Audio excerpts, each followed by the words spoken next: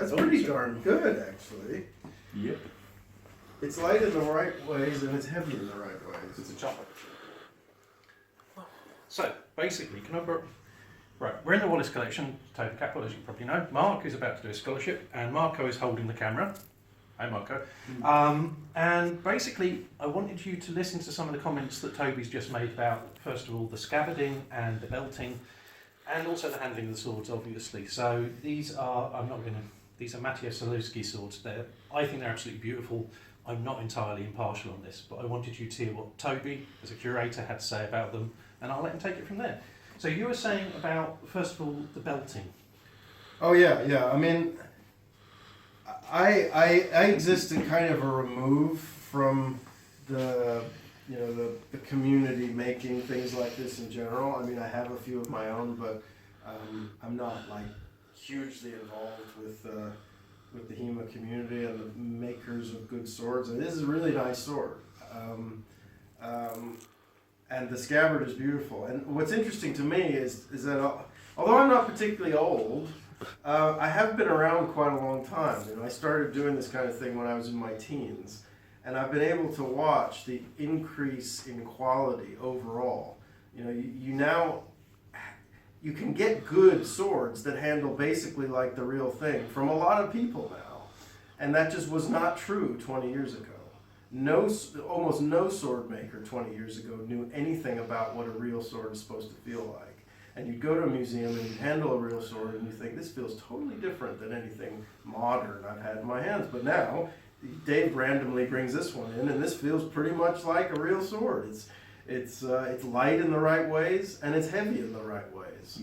It has a blade heaviness that's right here, which is right where you need it to be to cleave someone. And it feels like a real sword. And similarly, the work on the scabbard now is tremendous.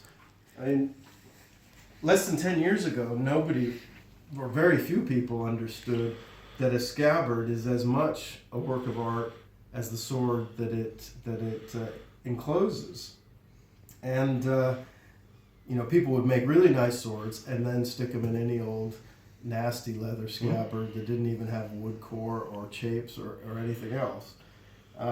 So it's nice now to see leather work that's remarkably similar to the things that we see on surviving swords in this kind of condition. So you are actually genuinely seeing this on period pieces? Oh sure, yeah, you see this kind of thing. I mean, there's not a whole lot of it that survives, but there's certainly a couple of German long swords that still have really nice tooling on their grips. Mm-hmm. And it's this kind of thing where you don't just have tooling existing on a plain background.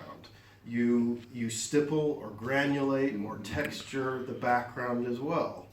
This thing is a work of art. If your sword is a good quality sword, then it needs a home that is commensurate in quality, right?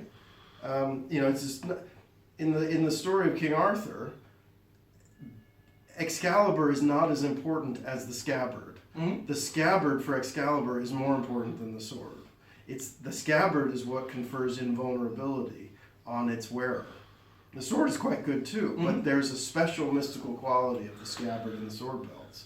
And when Morgan Le Fay in the story, not to go off on too much of a tangent, but when Morgan Le Fay in the story steals something to weaken Arthur's power, she takes the scabbard. She's not bothered by the sword. She takes the scabbard and throws it away, and it's lost forever. And part of the story of King Arthur is that he loses this mystical invulnerability quite early on, and then has to wield his great sword without a key part of its identity. It could have been a terrible oversight on her part as well. Maybe. But so what I'm saying is we're seeing a fantastic increase now in the quality and the historical accuracy of reproduction gear now. One thing I will say though to all of those, fantastically skilled swordsmiths out there who the increase of whose quality and skill is going up and up and all the time, could you pay more attention to what sword belts look like? This is not a criticism because this is a learning curve. And 5 or 10 years ago, nobody would know that a scabbard is supposed to look like this. And 20 years before that, nobody would know that a sword's supposed to look like this. Now, we need to move on to paying more attention to what sword belts look like. Because the quality of this scabbard and the quality of this sword is not matched by the belt. The belt still has some way to go to be, super, super authentic. And if you've gotten this far, keep going with the belt. That's all I'm saying. Key things that you'd point out on belts, or? Well, sword belts in the 15th century have a lot of different kinds of strapping systems and suspension systems, but there are things that they do and things that they don't do. And as far as decoration go, the studs, the small studs that don't do anything, and the periodic stamp decoration is not really terribly historical. I mean, this kind of knotting is perfectly fine, but they don't generally then put buckles on it. The knots go straight up to the belt, and it's simple, and they're very few. One piece construction almost. Yeah, well, generally, it's still a lingering kind of stereotype of the Middle Ages that there should be buckles on everything all over the place. I mean, the big chunky buckles. Errol Flynn stood there with a buckle like that. Yeah. In medieval sword belts usually have pretty small buckles, and they don't have very many of them. Okay. For the most part. I mean, there's a lot of variation, but.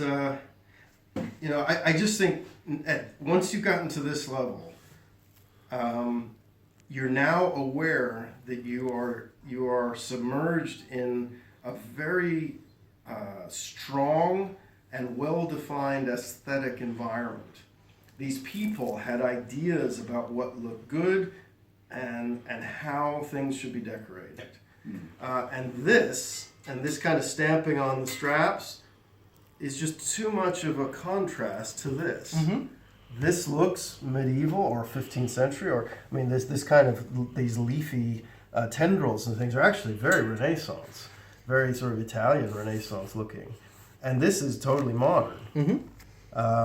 So it's perfectly nice looking, it's perfectly well done, but it doesn't have the same late medieval Renaissance aesthetic as this does.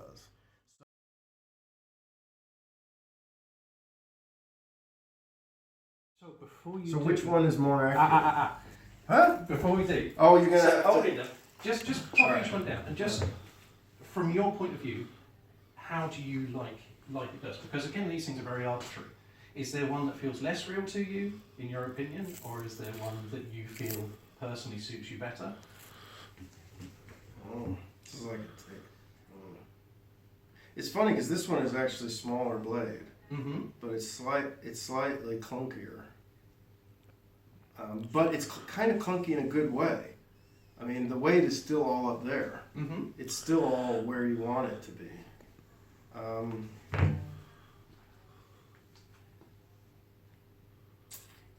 It's a tough one because they're both pretty good. I mean, I felt real swords that feel kind of similar either way. Some of them do have that blade heaviness so much they want to just rotate right out of your hand.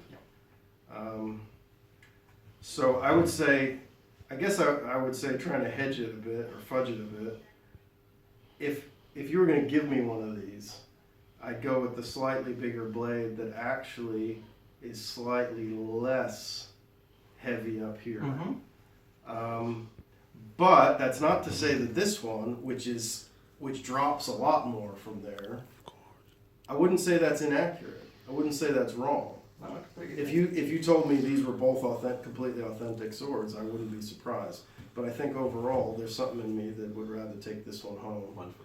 Now, the reason I mentioned this is we did this as a blind test. Now, this one here is, and I apologise for getting your name pronounced really badly. This is Mateusz's his own take on the sword before he had the dimensions. And this one here is the one that he based on the Alexander sword exactly. Woohoo! With the proper dimensions. So it's just a very, very interesting blind test. Toby. I guess I sort of know what I'm talking about. Yeah, then. absolutely. Yeah. Honestly, thank you so much for all your input on all of that. Now we're going to look at these lovely rapiers. Toby was saying something fantastic about the Wallace Collection rapiers. He was saying earlier that who's the gentleman who said that it's the finest collection of hilts and the finest collection of blades? Yeah. That was my sometime long predecessor, A.V.B. Norman, who sometimes published as V.Z. Norman. He wrote the big book on rapiers, Rapier and Small Sword. He always used to say of this collection that it's a fantastic group of rapier blades and a wonderful assemblage of rapier hilts, but you have to think of those two things completely separately. You can't say this is a great collection of rapiers as complete weapons, because so many of them are modern composites put together in the 19th century because a dealer had a nice decorated guard that just was not saleable without a blade, so he stuck on whatever blade he happened to have.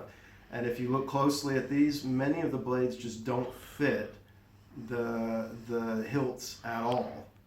And you start looking for that, and you'll see that in collections all over the world, except collections that have a deep historical pedigree, like the Dresden Rustkammer, which derives from a historical armory. But in collections like this that were formed on the commercial market in the 19th century, you're going to find things that are modern compositions. So there's a limit to how useful they are to practitioners who want to learn what rapiers feel like. Fantastic. So we're now going to look at these rapiers. Marco's got a very interesting hypothesis that we're going to try and explore a little bit. If he's all right with us doing so, I'll get Mark, who has much steadier hands than I am, to video it as Marco works his way through it.